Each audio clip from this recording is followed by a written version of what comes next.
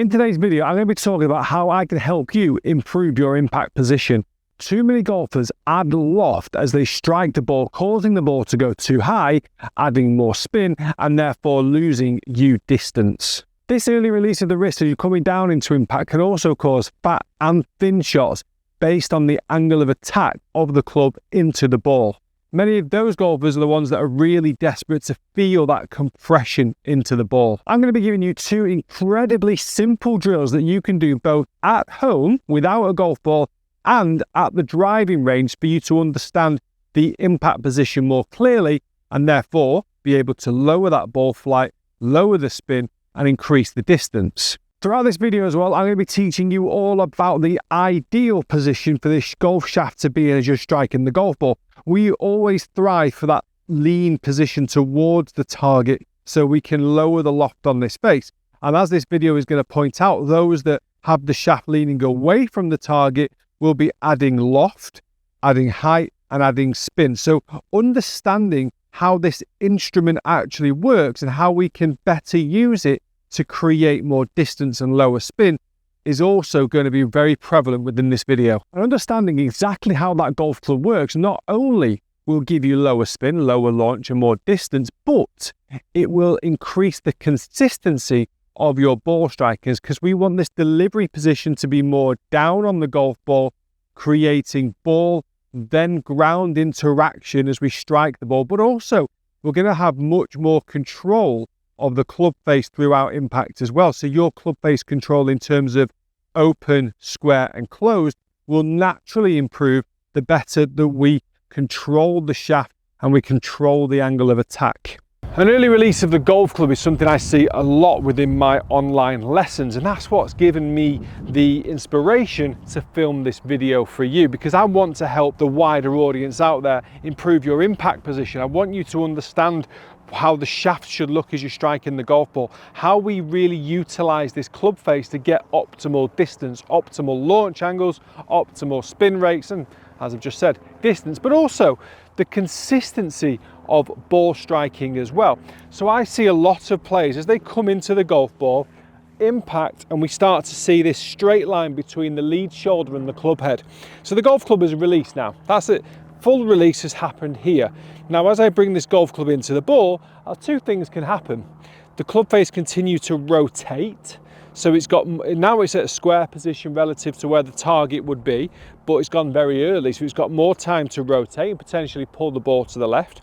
Because it's already released, if you don't lower the golf club anymore, it's very easy to top it, mate, or thin it. And if you come into this position here and you continue to release it, it's very easy to hit the ground before the golf ball. That's why I said at the start of this video, you can fat and thin it from this fault. So what we need to be doing is we're coming into this position here.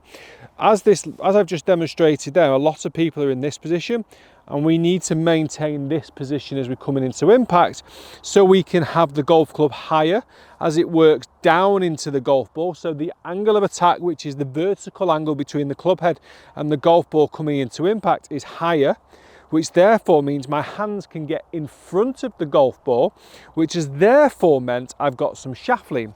Now in my mind, I want to turn my 7-iron into a 5-iron because I want to use the angle of attack down to create the spin, and the speed of how I release the golf club, that adds a lot of speed into your golf swing. So hitting down on the ball and adding speed creates the height. So I don't need to add loft onto this golf club to create the height because my angle down and my speed as I come into the golf ball is going to help me generate the height. So for me to hit this ball further, I want to make the face stronger. Now for golfers for you guys that release the club here, as you come into the golf ball, my 7-iron is possibly now sat at a 9-iron.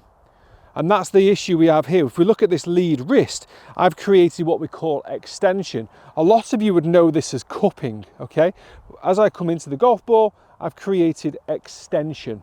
Now, what I want to try and train myself to do is create flexion. So now I've got this flatter lead wrist. If I've got the flatter lead wrist, I'm able to put the golf club into impact. So one of the first and simplest drills that you can do at home is literally just by taking your setup, and you'll notice you'll have a tiny bit of extension here at setup, and I want you to move your lower body to the target, weight shift over your left hip, straighten the left thigh, so lengthen that left leg, push your hands towards your left thigh, and you'll notice now we've got this flexion, we've got this what you may have known as bowing into that lead wrist, and now as a result we've got the shaft angle pointing to the target. This should be something that every one of you understands, whether you play off 54, 36, 20, 17, 12, you get my gist. So I want you to be able to understand what an impact position even looks like, because when I do my in-person lessons, I often ask my students, show me an impact position. And a lot of them will actually just kind of go, well, kind of back to square. Whereas actually it's a much more advanced position at impact as opposed to where it was at setup.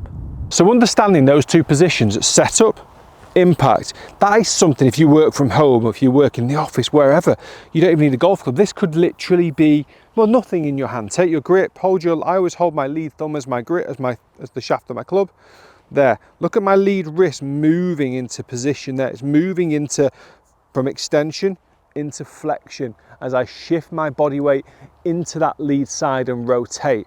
Learning those positions is key. If you look at my trail wrist, it goes from a pretty straight position there into an extended position here. So you're moving the wrist angles into those positions and understanding exactly how the golf club should move relative to how it started. Now, to demonstrate my point, I'm going to be using Hack Motion, because I feel like you're able to, well, some of you out there will learn better from seeing the difference in a number. Now, as you can see on screen right now, my very first shot here where I hit the ball high and short, you will see that I am in an extended position of +6 degrees. Compared to the shot where I've managed to hit down on the golf ball, get the shaft leaning towards the target, go into a flexed position, more flexion into my lead wrist, I'm able to get -6. So there's a huge difference. There's a 14 degree, quick maths, 14 degree difference between the two angles. So if I demonstrate it here, I'm going to go from setup, +28 of extension, there's that +6 position at impact, exactly how I did it on the video, okay, on that shot. Start again, +22, -8. So you see the difference. So that drill, whether you don't have a Hack Motion or not, that drill works. We've got set up. I'm in there we are, +23, exaggerating into -22. So I'm able to use this drill to exaggerate that understanding of impact. Okay, so we're going to be doing the static release drill on the Hack Motion app, and this is a really good one because it gets you from setup, helps you put the golf club into position. It'll give us a feedback at the time of the P6 position when we get to here, so then we know if we're in the correct position to deliver to the golf ball. So set up, going to move into P6, which is the downswing.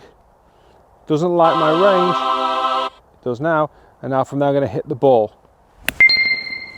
Oh, it likes it. So straight away I can see, even though I'm hitting it at such a slow speed, that I am basically creating a really low launch angle. Obviously the ball's not going to go high when I've got no speed, but what it's allowing me to do from setup, move it into P6, it likes me, and then from here I can hit. And I'm just trying to make sure that I'm still using my body. So you notice where my finish position is. I've still got my body out to the target. I've got the butt of the club pointing back to my stomach.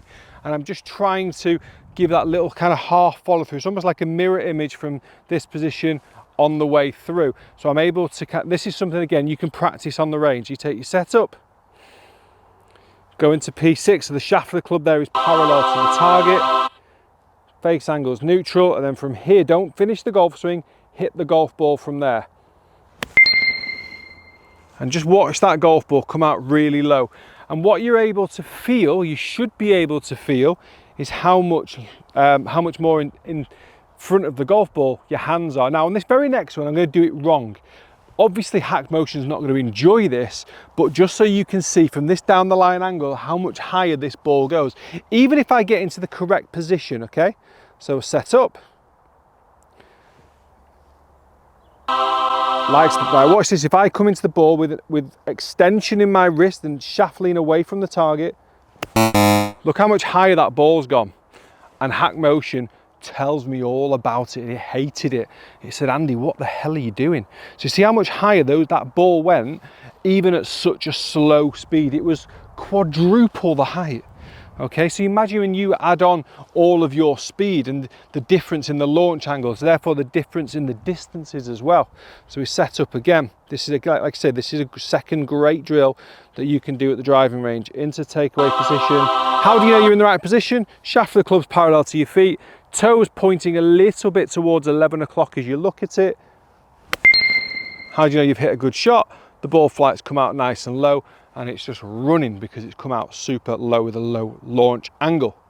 So that is a superb drill that you can do at the driving range to make sure that you're changing the launch angle, understanding what the impact position should feel like, but you'll have already done that because you can do that home practice drill where you just feel like you've got your hands, impact, hands, impact. So you're understanding where the shaft needs to be as you're striking the golf ball. Really important you understand what you're trying to achieve before you go out and try and practice it. So that home drill is massive. Try it. Do it now as you're watching this video. The home drill is amazing. You can even do this ball drill at home as well if you've got space, because you're not swinging the golf club up here. You're going from a setup, you're going into takeaway, you're checking that position's nice. The takeaway position and delivery position, or P2 and P6, they're effectively the same, because then from here you're going into impact. And how are you bringing this golf club back to the ball is you're using the pressure in your lead side, you're using the rotation, and you're keeping the hands quieter until after the moment you've hit the ball, and then you come up into this position. Again, you're looking at trying to make sure the butt of the club here is pointing down the target line. So let's see if we can get one more beauty to finish on. I'm pretty sure we can. So we go set up, into P6, I like it, hit. Oh yes, out the center of the screws, really low ball flight. Amazing drill that you can work on for shaft lean. Guys, if you enjoyed the video, hit the like. As ever, please do hit that subscribe button. It does make a massive, massive difference to the channel. Trust me on that one. Also, if you would like some lessons from me, you can download the Skillest app, drop me a DM, and I will give you a code to get 25% off your first month subscription of lessons with myself. Thank you very much for watching. I hope you've enjoyed the video. Take care.